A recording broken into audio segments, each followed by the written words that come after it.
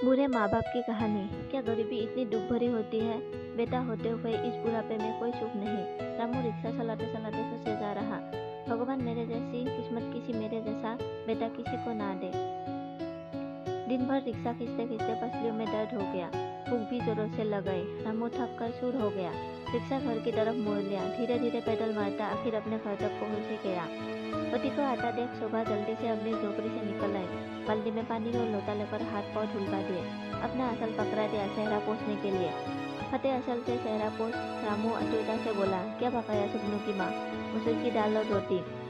रोटी का डब्बा खोलते हुए शोभा बोली, जल्दी से रोटी डाल डाल दे थाली में, बहुत जोरों की भूख लगी है। तू भी अपना खाना डाल ले थाली में, साथ ही खा लेते हैं। सादा सा खाना दोनों ने बड़े प्यार से खाया।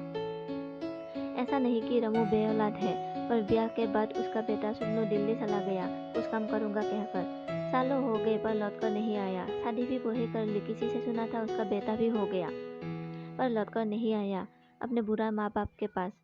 उसको माँ बाप की याद ही नहीं आई। रामू बूढ़े होते जा रहा था। साइकिल रिक्शा चलाकर अपना और पत्नी का पेट भरता आया था अब तक, पर अब कमजोर देह मेहनत नहीं कर पा रही थी, थकने लगा था बहुत। पहले शोभा भी घरों में काम करने जाया करती थी, पर अब वो भी कमजोर हो चुकी थी। चलते चलते चक्कर आ जाते थे उसे, तो रामू ने उसे मना कर दिया कहीं भी जाने से। कड़ाके की ठंड पड़ रही थी, बुरी हड्डियों ठंड से अकड़ सी गई। घर में खाने को कुछ न बचा। हिम्मत करके रिक्शा लेकर चला कि कुछ तो मिलेगा, इससे पेट भर पाएंगे दोनों। शोभा कई दिनों से बीमार पड़ी थी, रोटी नसीब नहीं थी तो दवा कहाँ से आती।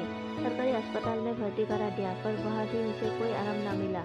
सुबह रामू सवारी की तलाश में रिक्शा लेकर निकला। अचानक सीने में जोर का दर्द उठा और एक हिचकी के साथ उसका दम निकल गया।